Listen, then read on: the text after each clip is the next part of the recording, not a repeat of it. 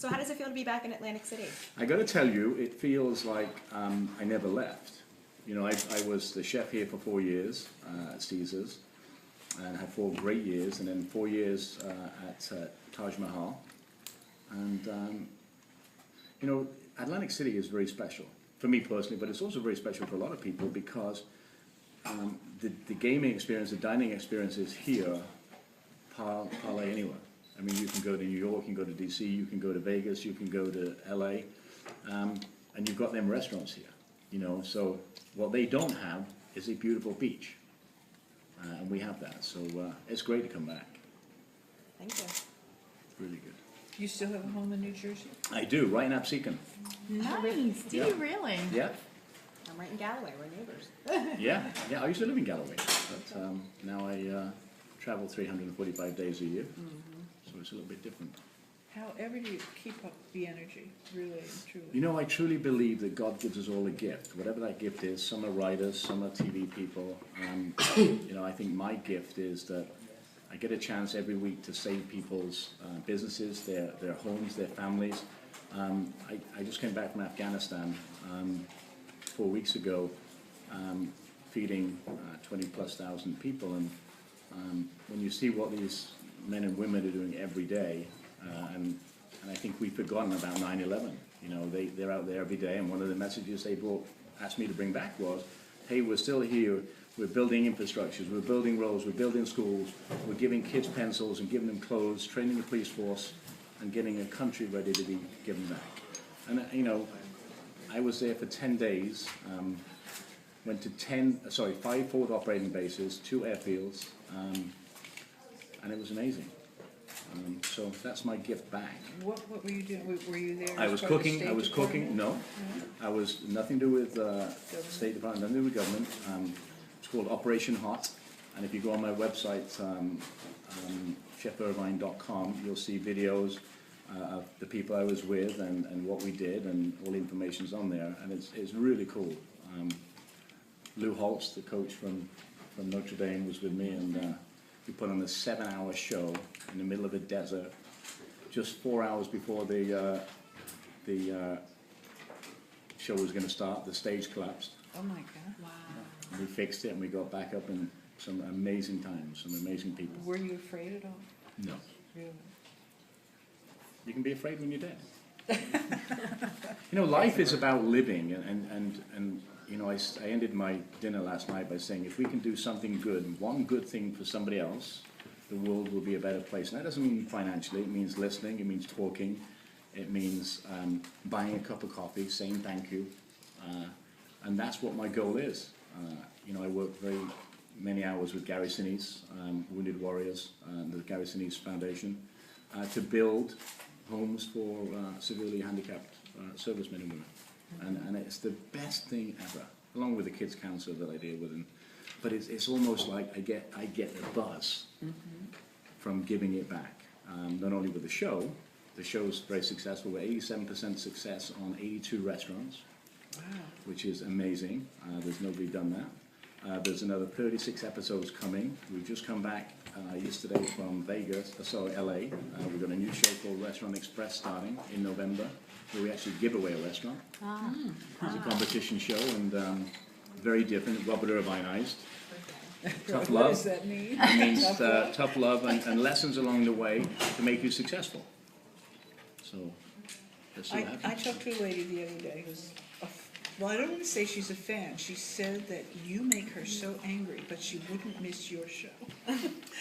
You know what it is, and this is something that I tell a lot of people. The show is so real. I really have 36 hours to figure your life out. I have $10,000, and I don't know your story until I walk in the door. I do that on purpose because I want to be surprised. I want to be told honestly what you are going through, and I can fix you. And obviously it works. Yes, I'm tough on the designers and the families.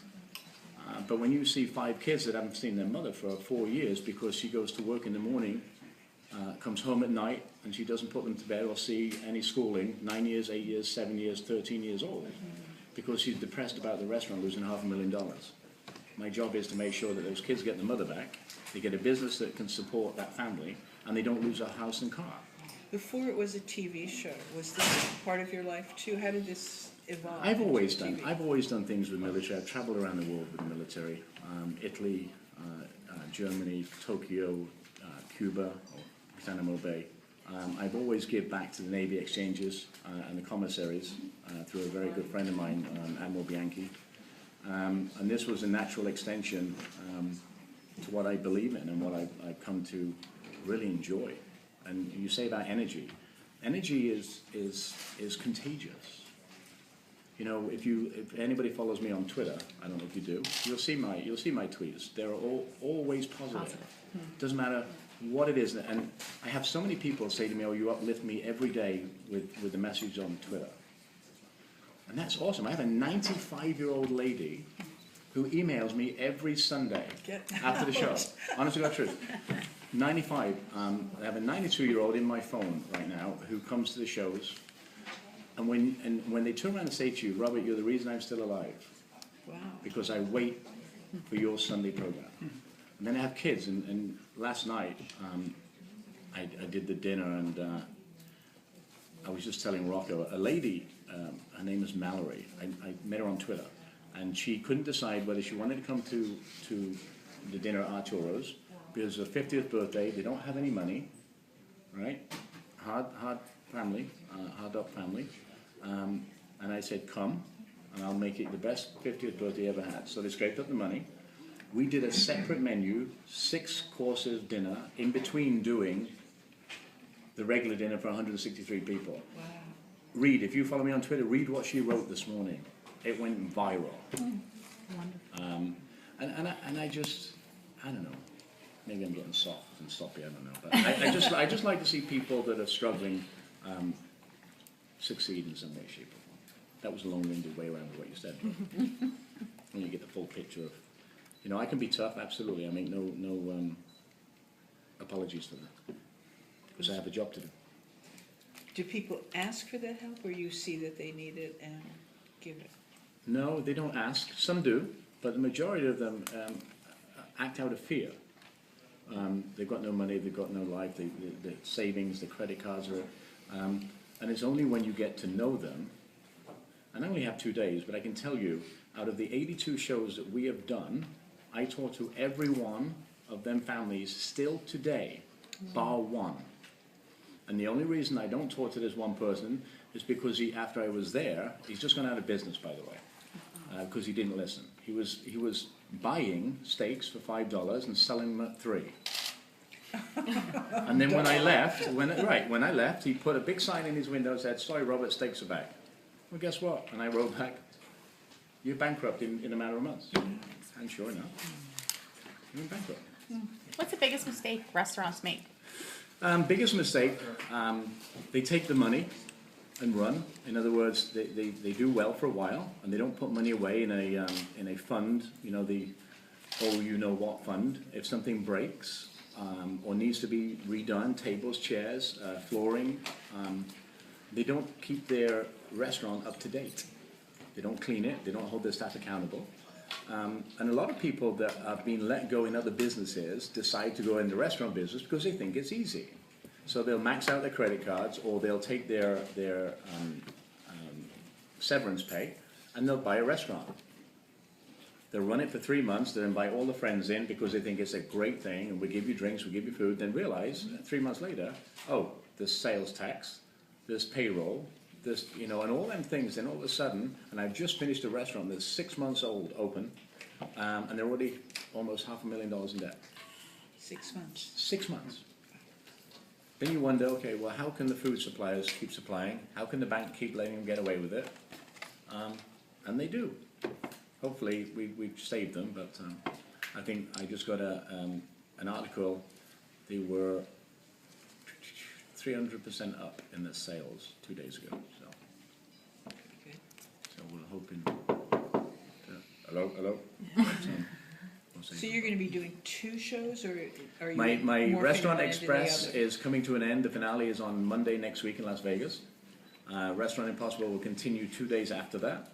We're working on, Gary Sinise and I are working on another show together. Hopefully that will be picked up very soon. Launching something really cool, I'm launching my protein bars September 27th. Healthy eating again, low sugar, low fats. So I'm really excited about that. Writing a new book called Fit Fuel, come out in February or March of next year, which is all about eating and exercise for every age group on the planet. I'm very excited about it. How do you write? Do you work at a computer? No, you I talk into it down? this. It's much easier. And then I send the tape, and they write it, they send it back, and I go, no, I didn't say that, that's not what I meant. It's going very well. You know, I write in Muscle and Fitness every month. I've been doing that for a couple of years. Get a lot of mail from that. So, just having a lot of fun. Everybody's quiet. Is it all work and no play, or is work? My work is play. My work is play. You know, if there's an old saying, when the student is ready, a teacher appears. My teacher appeared many years ago and gave me a job, or got me into a job that is all about giving and learning, and I love it. And that's all I can do is learn. What made you ready?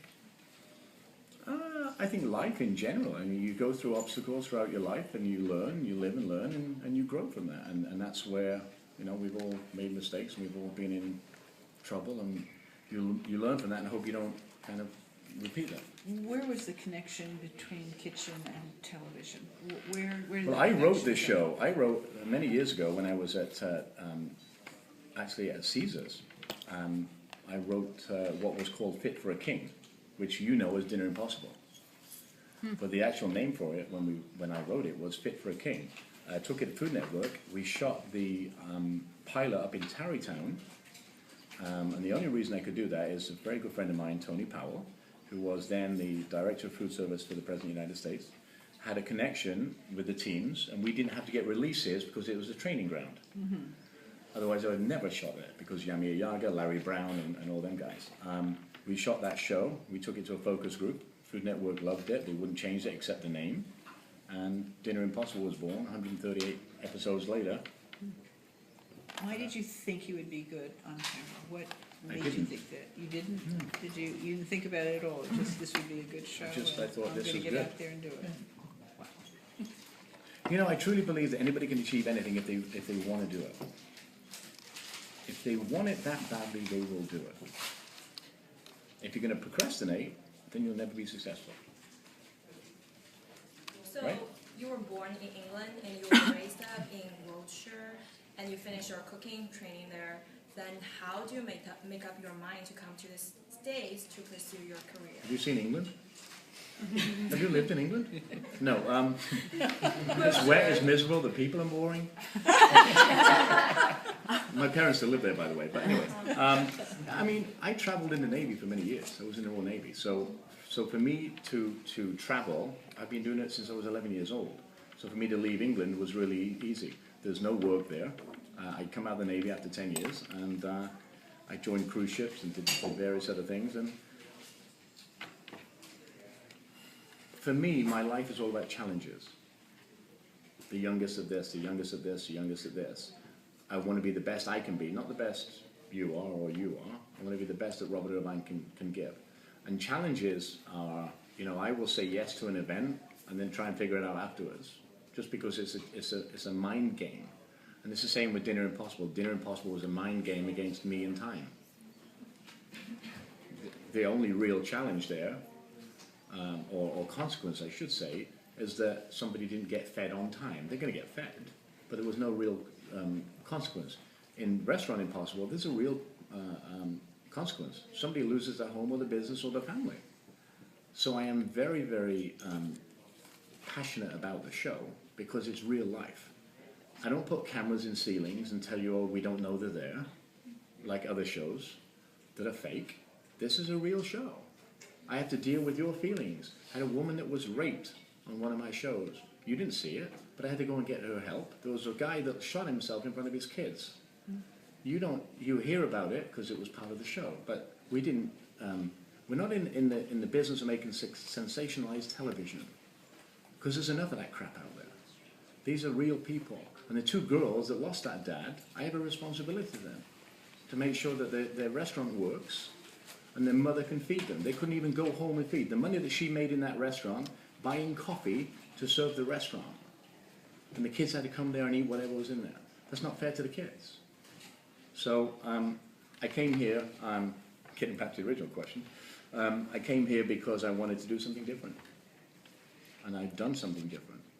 And I feel that if I was to die tomorrow, there are 82 families that are better off for it. A few more, but from the restaurant standpoint. You don't script any part of your show? Not No one piece. scripting? No, I go in, I turn the camera on, and I throw cameras out when I'm having a moment with that is not supposed to be on camera. Because I don't want to expose, I think I expose enough with their feelings and their anger and fear. And the guys want to punch me and kill me. And Has anybody ever turned violent while taping the show? no, one very close. Very close. I mean, this close.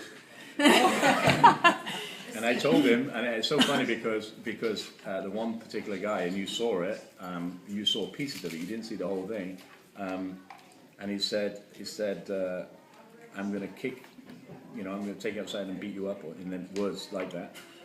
And all I hear in my IFB is, if he hits you, don't hit him back. Really? So yeah, and it's fear. It's fear of change, and it's almost like unmasking the magician. When you look in the mirror and you don't like what you see, we try to kind of hide behind that veil, and there's a lot of that. Speaking of sensationalized, I mean, the whole food culture, Yep. network, everything, everybody seems to want to be a chef. And as a chef who has been through it, a lot of chefs I talk to, they have earned their chops. Yep. Dave Chang recently talked about the culinary system being broken, that a lot of chefs are just coming out of culinary school, working at a resort, and they get into a real kitchen and they don't know. What would you say to people who are truly looking to be a chef? What do you think it takes truly, A, to be a chef, and 2, what would you like to see more chefs be doing? Well, when I did my training in the military, we used to break sides of beef and cows and pigs and I mean everything down by hand. Nowadays, because it's processed, they don't understand how to butcher. But to be a chef, I got into television at 38 years old. I've been a chef for a long time, a cook, then a sous chef, then a chef. And I think you have to be passionate. And I'm one of them people that goes to culinary schools and tells them, okay, you've paid $40,000 a semester, forget everything you've learned, or most of it, because you'll never use it in the field. You'll use basics, absolutely, and classical training, but everything else you've ever learned, you're not going to use, or very rarely. You're not going to make galantines and ballantines, and if you don't know what they are, they're, where you take chickens apart and reform them back again. You're not going to do that anymore. The art of garde manger is gone. The art of butchery is gone. So what I do when I have people that come to my restaurants, I take them out, I strip them basically and start building them piece by piece. And that's exactly what I do on the show. It's exactly what the military does to you when you walk into the military and basic training. Because they have to kind of emphasize what's important. This show that I'm doing now is, there are chefs that have been chefs in New York for many, many years, and they're so programmed, they can't change. When I go to CIA or NECI Commons, New England Culinary Institute, or I was actually in Charleston yesterday at a technical school that used to be the old Johnson & Wales, and there was a competition of hospital chefs. And normally when you say hospital and you say good food, they don't go hand in hand. But Florida and South Carolina are doing something really special. They're bringing chefs in from Sodexo and the people that they use, and they're training them how to be real chefs, not just throwing stuff on a plate. And they have, like schools have $1.20 to feed a child, the military in Afghanistan gets $15 a day, and hospitals get $5 a day. Well, how do you make 3 meals out of $5? You have to be very creative and be within them nutritional needs, you know, sodium and sugars and things like that. So training of people and educating them into how food should be cooked. We're all about healthy now. If you think about nutritious food, there is none anymore. What we've done to the ground, you know, we talk about organic. Organic just equals expensive. Sorry, and half of the organic places are not certified organic. And to me, a tomato is not as good as it was 5 years ago. We're in Jersey, the Garden State. You get great tomatoes, you get great corn, you get great blueberries. Try getting that anywhere else. You can. So, you know, it's all about respecting the food, respecting growth. You know, when they come out of school, they want to be a sous chef, and then somebody says, "Oh yeah, you're a good guy. Let's make you an executive chef in a." That's my wife. Oh, Hey, sweetheart, I'm in a media thing. Can I call you back? I'll call you back as soon as I'm done. Say hi. Say hi. Hang on. hi! Sexy too, wife. baby. Is I'll that call what you you back. have it called? That's awesome. That's We what she saw is. it, sexy She's- wife. She is my sexy wife. Yeah. That's awesome. She's been away on a retreat for a week and a half, so I haven't talked to her. They take the phones away. Oh, is Like, it you a know, silent kinda- retreat? Yeah. Oh, cool. So it's like. I think going back to basics, don't give. I think people expect when they come from school after 4 years, they want to be a chef, and somebody says, "Oh, you're a chef now." Really? You know, and I look at some of these people, and I'm like, no. And that's our fault.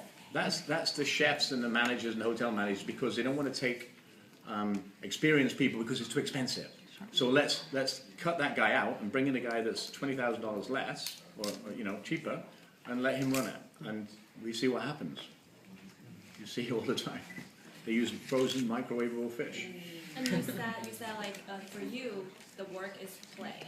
But you know, just like in the restaurant business, like it's like, okay, we don't have weekends. Sometimes like you guys don't even have holidays.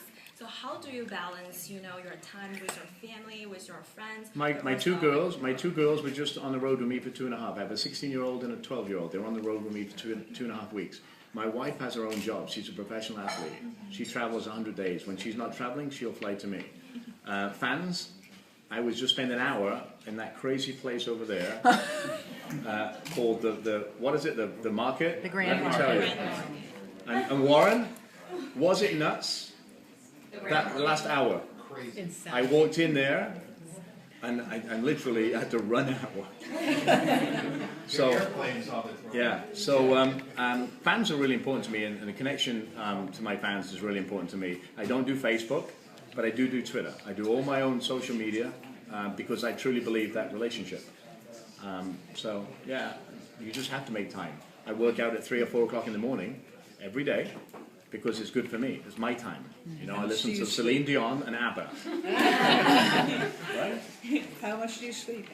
I sleep about 4 hours a night. 4 hours? And you get by on that just fine? Yeah, and I sleep on planes until somebody goes, "Excuse me, Are you over here? can I take a picture?" And I'm like, "Yes, I'll wait for you when I get off the plane." And I do. Oh, that's nice. I do. I truly believe that the fans are the reason we're on TV. You know, and if you lose sight of that, it may be their first interaction with you.